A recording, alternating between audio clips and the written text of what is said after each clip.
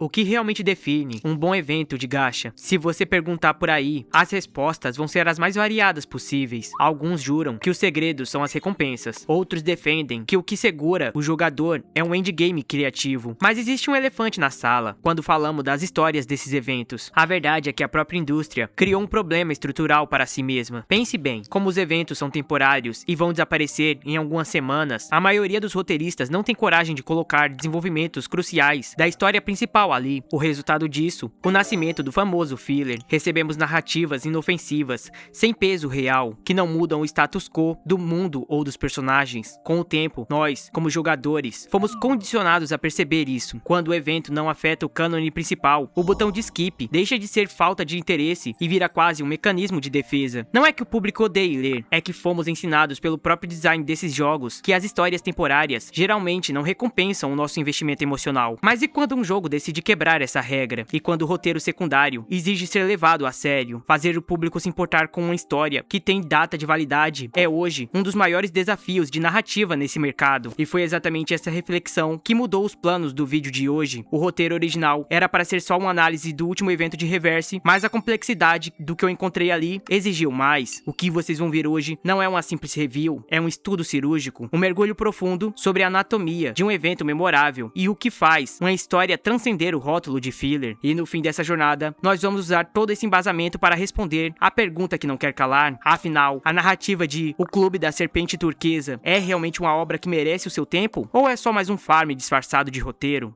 O tempo é o recurso mais escasso que temos, e a indústria de gacha sabe perfeitamente como transformar a nossa pressa em um hábito. Você conhece a coreografia mecânica dessa dança? O evento lança, a interface pisca na tela e você começa a clicar freneticamente. Clicar para diluir os blocos de textos, clicar para calar os NPCs descartáveis e filtrar tudo até a tela de missões. Nesse exato momento, o evento deixa de ser uma experiência narrativa e vira um caixa eletrônico glorificado, um pedágio burocrático que foi colocado propositalmente entre você e a dopamina do próximo tiro no banner. Esse ciclo vicioso afeta os dois lados da tela. Como nós pulamos, o roteirista entrega o mínimo, e como o texto é uma encheção de linguiça, nós continuamos pulando. E é por isso que os gigantes do mercado desistiram da narrativa dos eventos secundários. Eles estão muito mais interessados em te fornecer texto do que te contar uma história. E sendo justo, a estratégia das grandes empresas faz sentido do ponto de vista comercial. Exigir que um jogador casual carregue anos de lore só para entender um evento temporário é um pedágio narrativo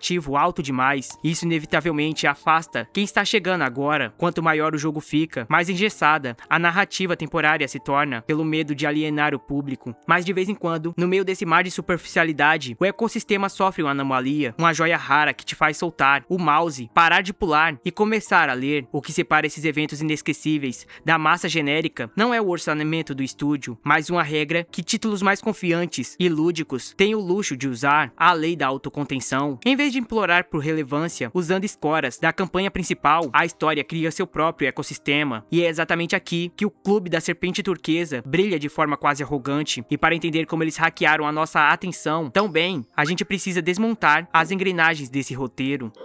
Toda grande narrativa tropeça ou decola no seu ponto de partida. A maioria dos gachas aposta no seguro e no tedioso, te joga numa sala estéril com um NPC qualquer despejando a missão de uma vez. Mas o Clube da Serpente Turquesa descarta essa burocracia e nos atira direto no meio do caos de uma mesa de apostas. É nesse cenário de tensão que ocorre o choque entre duas anomalias: a Centurion, que basicamente é a encarnação da sorte cósmica, e Lawrence Butterfly, um gênio do cálculo dedutivo e a verdadeira estrela daquela atualização. E é aqui que o roteiro dá uma verdadeira aula de técnica de mostre e não conte. Para te convencer de que a Butterfly é brilhante, o jogo não coloca ela para dar um discurso arrogante ou forçar uma química romântica e artificial com o protagonista, o velho truque barato para te fazer abrir a carteira. Em vez disso, ela faz algo muito mais letal. Ela calcula. A Butterfly transforma a sorte absurda de Centurion em uma simples variável matemática na equação para garantir sua vitória. Ela resolve o problema da forma mais fria e eficiente possível, abrindo a mão de seu próprio holofote. Ela permite que Centurion roube a cena e faça o trabalho sujo, enquanto se estabelece como arquiteta inteligente por trás da cortina. A gente não é manipulado para gostar de Butterfly, a gente é obrigado a respeitar sua inteligência. E fazer isso é um risco colossal de game design. Sabe por quê? Porque nenhuma das duas personagens apareceu na história principal até hoje. Nos gigantes do mercado, vender um personagem desconhecido exige um apelo absurdo. A engrenagem inteira roda à base de fanservice barato. Afinal, se o jogador não se importa com a história história, ele só vai atirar no banner se for fisgado por um detalhe muito chamativo. E quando eu digo isso, eu não estou falando apenas de beleza ou sensualidade. Esse fanservice pode ser um romance forçado com o protagonista, pode até ser um dano elevado ao extremo, ou até mesmo trejeitos copiados de algum personagem que faz sucesso na cultura pop. Mas quando olhamos para Reverse e para outros gachas menores e de nicho, vemos uma realidade completamente diferente. O jogo da fidelidade narrativa. Eles sabem que não precisam te empurrar o boneco do mês para sobreviver. A estratégia deles é entregar uma excelência de roteiro tão densa que a própria comunidade se sente disposta a bancar o projeto, esconder a estrela do banner nas sombras e deixar ela brilhar pela inteligência em vez de carisma forçado. Pode não gerar dezenas de milhões de dólares no primeiro dia, mas cumpre um propósito muito mais valioso a longo prazo. Prova para o espectador que ele não está jogando um comercial interativo, mas vivenciando uma obra que se sustenta sozinha. Tudo isso nos leva a um dos vícios narrativos mais preguiçosos do gênero, o que eu batizei de fanservice da câmera. A esmagadora maioria dos jogos sofre de uma dependência crônica do próprio protagonista, forçando o herói principal a ser o centro de gravidade de absolutamente qualquer evento sazonal, mesmo quando a presença dele ali desafia a lógica básica. O resultado trágico disso é que o mundo deixa de ser um ecossistema vivo e é rebaixado a um mero parque de diversões egocêntrico, montado com o único propósito de ver o jogador passear. E o motivo pelo qual os estúdios reciclam essa fórmula é simples: é a rota de menor atrito. Quando o protagonista funciona como um avatar direto do jogador, o clássico self-insert, usá-lo como ponte é o atalho mais seguro para gerar empatia. É muito mais fácil e barato te fazer criar afeto por um NPC se o seu personagem sorrir para ele na tela. É uma muleta narrativa extremamente confortável. Mas é aí que nós olhamos para a densidade desse evento de Reverse. Uma pergunta inevitável surge na nossa cabeça. Durante todo esse caos, no meio dessa guerra fria de cálculos e cassino, onde diabos está Vertin? A resposta é um silêncio absoluto. Ela não está, e mais importante do que isso, ela sequer faz falta. Essa ausência é fascinante porque estilhaça a regra do fanservice de câmera. O roteiro esfrega na nossa cara que o mundo não congela no tempo só porque a protagonista virou as costas. A máquina continua moendo, a burocracia opressiva, os sindicatos do crime, os conflitos culturais, tudo respira por conta própria. Claro, amputar a protagonista da história cobra um preço altíssimo. Sem essa âncora emocional imediata, o roteirista tem o dobro de trabalho para fazer o jogador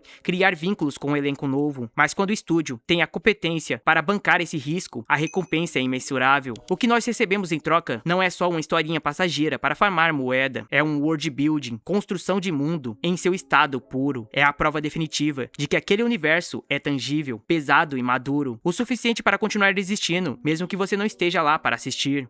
Se o jogo abriu a mão do fanservice da câmera e não temos a protagonista para segurar a nossa mão e puxar nossa atenção, como ele nos impede de fechar a aba do evento? A resposta do roteiro é letal. Ele sequestra a nossa curiosidade. Em vez de implorar por afeto imediato pelos rostos novos, o jogo te obriga a assumir o papel de investigador. Lembra daquele prólogo no cassino? Quando a Butterfly vence a partida e intercepta um convite suspeito, ela não banca a justiceira impulsiva. Ela calcula o risco e repassa a pista direto para a fundação. E para quem acompanha a lore, essa simples ação é um gatilho engatilhado. O mero faro de que a Fundação e a Manos podem estar dividindo o mesmo tabuleiro aciona um alarme ensurdecedor na nossa cabeça. O roteiro não precisa soletrar o nome arcana. A sombra dessa guerra fria já paira sobre o texto. Essa sutileza e uma promessa tácita de que esse evento não é descartável, de que ele esconde peças vitais para o cânone da história principal, faz com que o mistério deixe de ser apenas um bônus e vire uma necessidade. E é aqui que a ausência de Vertin cobra o seu preço de forma brilhante. Você é jogado de paraquedas no centro da investigação, lado a lado com as agentes Ramona e Logherd, mas sem a rede de segurança do protagonismo. O peso de não ter os figurões da história principal no recinto é brutal. Pela primeira vez, você sente no estômago que o plot armor, a armadura de roteiro, não existe. Qualquer uma daquelas agentes pode de fato não voltar para casa, e o roteiro sabe exatamente como torcer essa faca. Durante a infiltração no leilão, não há um tiroteio nem explosões. Do nada, uma mulher na plateia começa a asfixiar. Ela simplesmente engasga até a morte com o próprio ar. A atmosfera do leilão então colapsa e o pânico deforma a cena de um jeito visceral. É nesse momento exato que a genialidade narrativa atinge seu pico. A sua frequência cardíaca sobe. Não porque você já ama a Ramona ou a Logherd incondicionalmente, mas porque o perigo é real, sujo e sufocante. O medo da morte iminente das personagens se mistura com o seu desespero para desvendar o quebra-cabeça, criando um estado de imersão que te deixa absolutamente hipnotizado. É aqui aqui que o roteiro executa sua manobra mais brilhante, a subversão de escala. Em um jogo como serviço, você tem um espaço minúsculo, talvez de 2 a 3 horas de leitura, para construir um antagonista. A rota mais covarde e preguiçosa é sempre apelar para o demônio genérico com delírios de dominação global. No começo, o evento de Reverse joga a isca perfeita. O texto esfrega na nossa cara que a Manus Indact está em ação, rituais astecas ancestrais e uma conspiração de contrabando internacional. Ou seja, tudo cheirava a um épico megalomaníaco, mas esse também era o calcanhar de Aquiles da história. Se o grande clímax fosse apenas a Manus fez de novo, o evento soaria como um filler arrogante. Afinal, se a ameaça era tão apocalíptica, a ausência da protagonista se tornaria um furo de roteiro imperdoável. Mas é exatamente aí, no limite desse precipício do clichê, que o jogo puxa o nosso tapete. Nós descobrimos que o arquiteto de todo aquele caos não é uma entidade cósmica, é Muriel, um mero pintor de murais, completamente afogado e enlouquecido pelo próprio luto. Ele não quer lutar por um trono do mundo, ele só quer trazer sua falecida professora, Teresa, de volta à vida. É uma dor física, pequena, palpável, um homem comum tentando trapacear o próprio destino, lutando com unhas e dentes pelo que acredita, mesmo com o universo inteiro gritando que ele está errado. Essa transição abrupta de um apocalipse global para uma tragédia íntima é o que ancora a história na realidade. O Muriel não precisa estar moralmente certo para ser um grande vilão, ele só precisa ser humanamente coerente, e o desespero de um homem para recuperar a mulher que ama é o idioma mais universal que existe. É por isso que o grande plot twist desse evento é tão dilacerante. Nós, do outro lado da tela, descobrimos antes dele que o plano é natimorto, o mar de mitos que ele persegue com tanta obsessão é estéril. Ele não tem o poder de ressuscitar absolutamente ninguém. Nós acompanhamos os passos finais de Muriel, sabendo que ele está marchando direto para o abatedouro, e a tragédia real não é a sua derrota óbvia, mas o preço macabro que ele pagou no trajeto. Para alimentar a magia das suas tintas, o ritual exigia um pedágio. A cada vítima asfixiada, a cada pincelada desesperada, dada na esperança cega de salvar Teresa, ele entregava em troca um fragmento de sua própria mente. Ele sacrificou tanto, sangrou tanto, a própria sanidade para tentar revivê-la, que no fim da linha, ele não conseguia sequer lembrar do rosto dela. É nesse silêncio que a história transcende. Ela deixa de ser sobre facções mágicas e passa a ser sobre um homem que amava tanto alguém que estava disposto a apagar a própria memória para tê-la de volta, destruindo justamente aquilo que os conectava. O que começou algumas horas antes como uma pulga atrás da orelha em uma mesa de cassino, deságua em um épico trágico, sombrio e lindíssimo. Uma verdadeira aula de roteiro sobre um personagem que nós sequer podemos rolar no gacha, mas que justifica sozinho cada segundo do nosso tempo logado nesse universo. Depois de dissecar toda essa tragédia, a pergunta prática que sobra e que eu quero deixar com vocês hoje é como separar a arte do filler, como saber se o próximo evento que pisca na sua tela merece o seu tempo ou o impiedoso botão de skip. Para resolver isso, eu proponho que você aplique o que eu chamo de a regra das 3 perguntas. Da próxima vez que um evento lançar no seu gacha favorito, questione ao roteiro. Primeiro, o jogo está realmente tentando construir uma narrativa ou ele só está exibindo um comercial interativo e disfarçado para o banner da semana? Segundo, aquele mundo continua girando, vivo e perigoso, mesmo quando a câmera se afasta do protagonista? Terceiro, no apagar de luzes, a história te ensinou algo novo sobre as engrenagens daquele universo ou sobre a dor humana? Se o evento gabaritar pelo menos 2 dessas respostas, você está diante de algo raro. Pare e leia. E é exatamente por cumprir esses 3 requisitos com maestria que eu digo que o Clube da Serpente Turquesa transcende. Ele não é apenas um evento bem escrito, é um lembrete incômodo do potencial que tantos outros jogos desperdiçam por medo de se arriscar. E o mais importante, esses eventos não são acidentes, eles são a prova de que é possível fazer diferente, mesmo dentro de um modelo